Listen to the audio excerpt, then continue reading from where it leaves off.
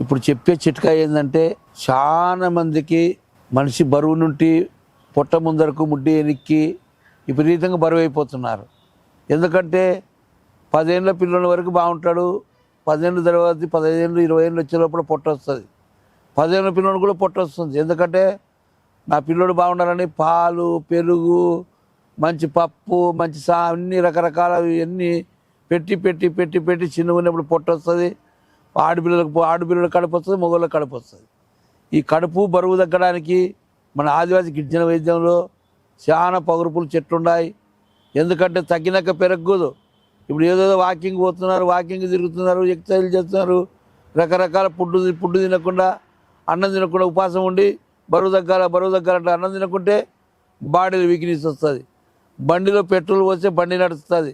మనం బాడీలో కూడా మనం నీళ్లు, అన్నము, పండ్లు, కూరగాయలు ఏమో తింటే మనకు బాడీలో బలం వస్తుంది. అందుకోసం బాడీలో అన్నీ తినుకుంటూ బరువు తగ్గే వైద్యం ఆ కాడ ఉంది. పొట్ట దగ్గరికి ఉంది, ముడ్డి దగ్గరికి ఉంది, బరువు దగ్గరికి ఉంది. ఆ వైద్యం ఏంటంటే చక్కగా మీరు పూర్వకాలం నాడు మా పెద్దలు ఒక 2-3 చెట్లు ఉన్నాయి. ఆ చెట్ల పేరు చెప్తాను, మీరు చూసుకోండి. ఆ చెట్లు ఏంటంటే మన బాడీలో ఊర్లో అడవిలో ఉరిసింత అని ఒకటి ఉంటుంది. ఉరిసింత అంటే తీగ. ఆ తర్వాత ఉరిసింత ఒకటి ఉంటుంది. ఆ తర్వాత మునుగ చెట్టు ఒకటి ఉంటుంది. కారమునుగ, ఇది కారమునుగ అంటారు. తర్వాత ఇది కోడిజుట్లాకు అంటారు. ఇది కోడిజుట్లాకు, కారమునుగ. తర్వాత వచ్చేసి బాడీలో బరువు తగ్గాల, కొవ్వు తరగాలంటే ఉత్తరేణి చెట్టు ఒకటి.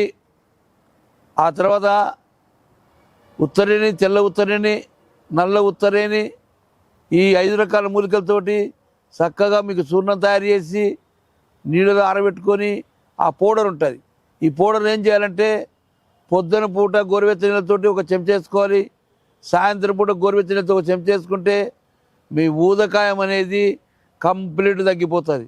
ఎందుకంటే అందరూ పత్తెం పెట్టి బరువు తగ్గిస్తారంటారు. పత్తెం లేకుండా బరువు తగ్గిస్తారు. మీరు ఏం తింటారో ఏం తినండి. చికెన్ తింటారు, మటన్ తింటారు, పెరుగు తింటారు, రొట్టెలు తింటారు, బువ్వ తింటారు, మంద అవుతారు, ఏం చేసుకుంటారు, ఏమన్నా తినండి. ముందు పొట్ట తగ్గాల. పొట్ట తగ్గితే ఆ మంచికి నడుములో బలం వస్తుంది, కాళ్ళలో బలం వస్తుంది.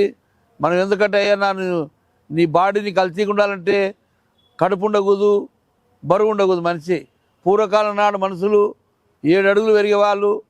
7 అడుగులు పెరిగి ఒక్కొక్కరు బరువు కాట సంచులు ఎత్తేవారు, ఒడ్లు ఎత్తేవారు, జొన్నలు ఎత్తేవాళ్ళు, కాడిపట్టు పట్టేవారు, అన్ని రకాల బరువులు ఎత్తేవాళ్ళు, గడెం కొట్టేవాళ్ళు, బొంగలు నీళ్లు వచ్చేవాళ్ళు. మగపిల్లలు, ఆడపిల్లలు అయితే ఒడ్లు, కొర్రలు అవన్నీ దంచుకొని, ఇసురుకొని, కట్టెలు తెచ్చుకొని వంట చేసుకొని అవన్నీ చేసుకునేవాళ్ళు.